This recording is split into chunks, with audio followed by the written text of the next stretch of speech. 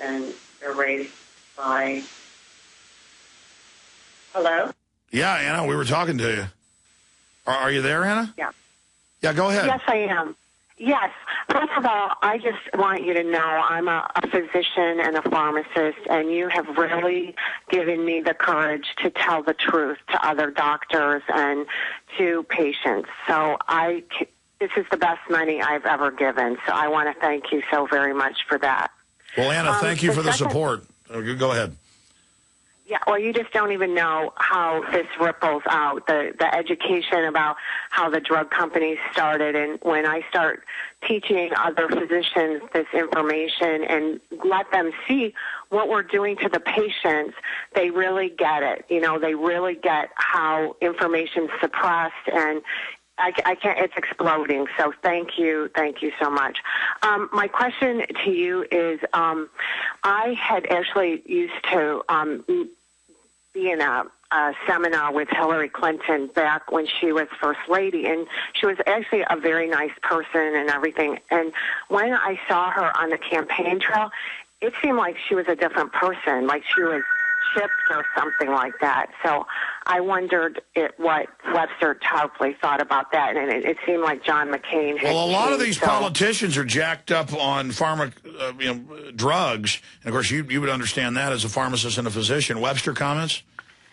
I really don't have any specific comment. Just generally speaking, people in public life often receive these injections of material to increase energy and alertness and stay awake and to function generally, right? When you see people, foreign ministers who fly all over the world, right, have to deal with time changes and stuff, they're always getting these injections, and I think it's fairly standard medical practice, so maybe you know more than I do, but Mrs. Clinton's character, we would have to devote a whole program to this.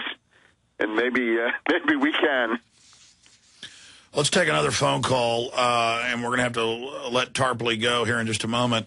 But we'll continue with your calls. Just like folks for Keiser held over for Tarpley, people for Tarpley hold over to Dr. Roberts, or you can hang up if you want. But let's go to Tarpley's #1 fan in Florida. Go ahead, Tarpley. Good morning, Alex, and доброе утро, Dr. Tarpley. Thank you so much. I'm a Prison Planet TV subscriber and contributor to the Moneybomb. Thank you. And it's a great honor talking to you, gentlemen. Me and wife are the biggest fans of Dr. Tarpley, and we greatly admire his intellect and insight. I'm originally from Russia. I moved to the United States 10 years ago, and over this time learning, a lot of things about freedom, and I've sort of adapted this country to myself, like moving from, original suppressive government to here, and was hoping to find something different, but it's turning to another likeness from what I escaped, and I learned a lot of the good things from both of you, Alex, and Dr. Tarpley. So I just wanted to say that... Let me ask you, where are you from in Russia? Izhevsk, the home city of AK-47. It's Udmurtia, Izhevsk. Okay. And it's somewhere in Ural Mountains. Very interesting. I have a question for you, Dr. Tarpley. Is there a chance in some time in near future to see your books that are translated into Russian? Well, I'm always looking for the chance to get editions published. So if you have any ability to do something in this regard, right? If you send some emails, to various what can we say, alternative publishers, offbeat publishers, or indeed in Russia they could be fairly close to the establishment. Why not? If anything you want to do in that direction, I would be very grateful.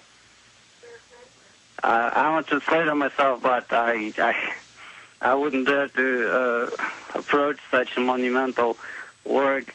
I will try to investigate such ways. Also, me and my wife are both always delighted to see your comments on Russia Today, and well, it's sort of one-way communication, and there is no way to leave comments on Tarpley.net, unfortunately, or would be leaving our admiration, and it's just always great to hear from you, Dr. Tarpley.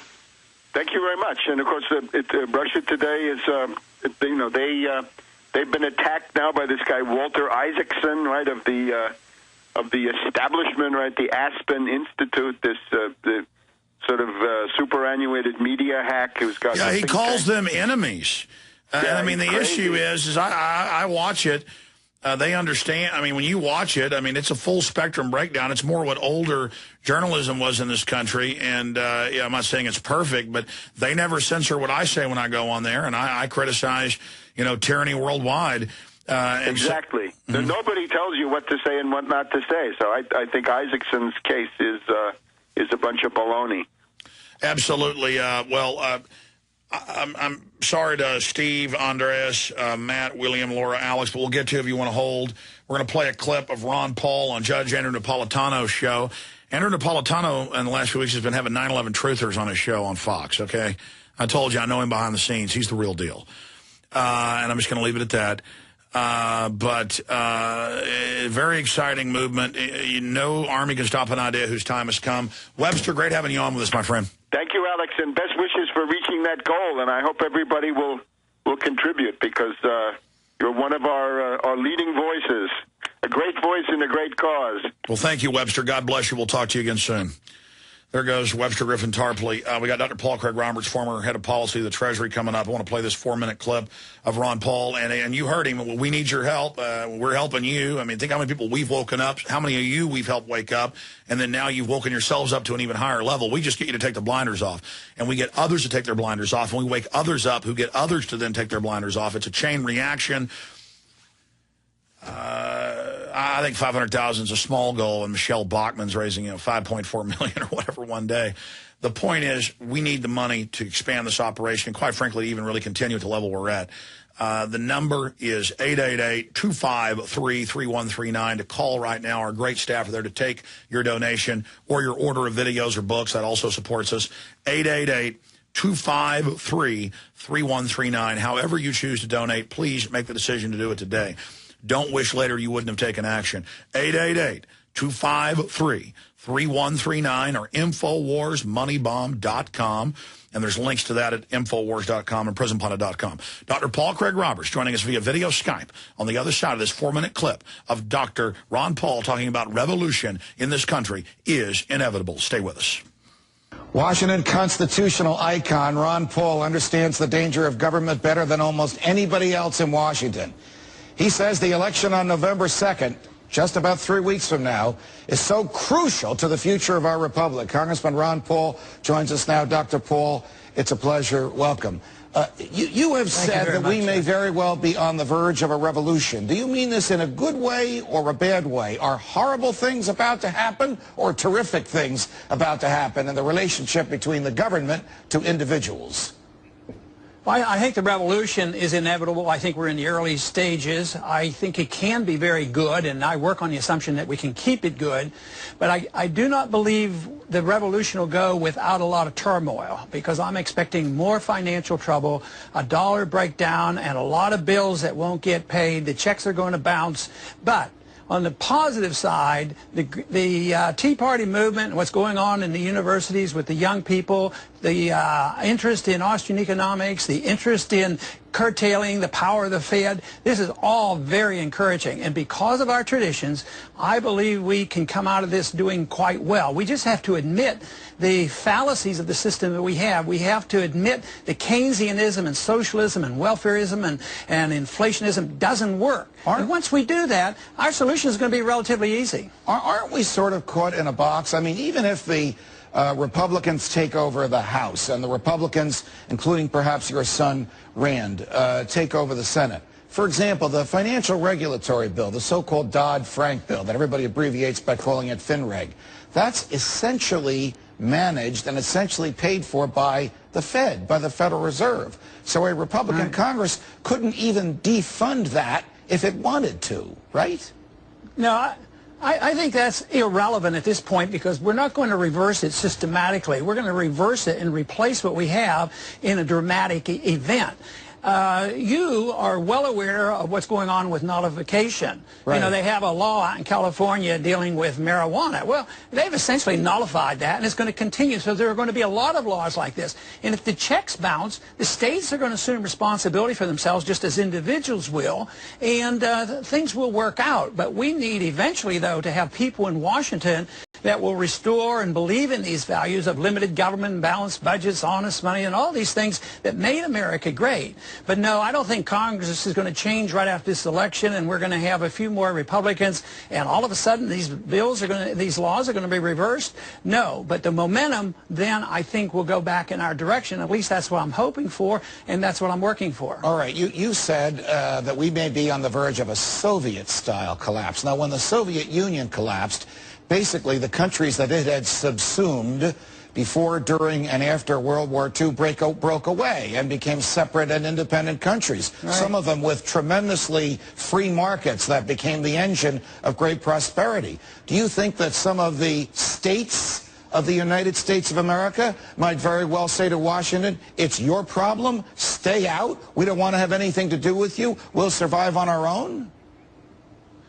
We're going to have a lot of that, and that should get better. That's what we really have to work on. But what I'm referring to is the giving up of our empire. The Soviets literally gave up their empire, and we will. For financial reasons, we won't be allowed to have a presence in the Middle East. We won't be allowed to, and we won't be capable of paying for the troops in Japan and Germany and doing all these things. And that, to me, will be good. We will draw back, take care of ourselves, take care of our borders, take care of producing wealth here, bring the jobs back, get taxes down low, and balanced budgets, and that will be good. So yes, it will be reversed, but I do not foresee that the states will become independent, but more independent than they are now. They will not.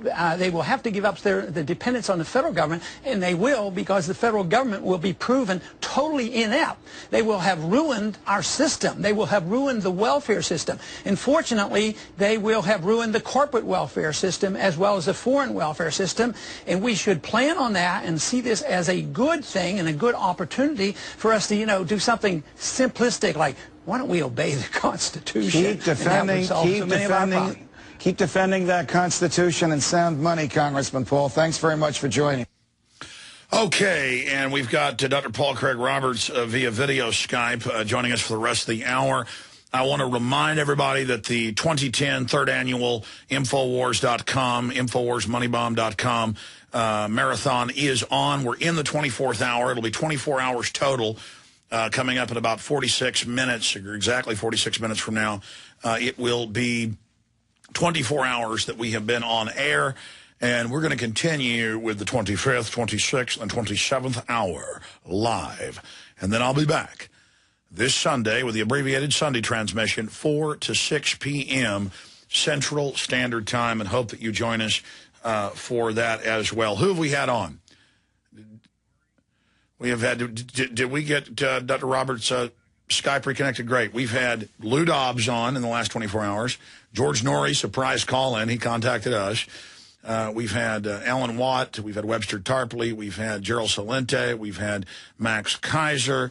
We have had, the list just goes on and on, Dr. Sherry Tenpenny, Dr. Stan Monteith, Richard Reeves, just so many people on here with us. But right now, the former head of policy at the Department of Treasury, the father of Reaganomics, former Wall Street Journal editor, multi-time New York Times best-selling author, latest book, The Tyranny of Good Intentions, and he now freelance writes, so he's not censored by anybody, and we post his articles, and he sends them to us at Infowars.com and PrisonPlanet.com.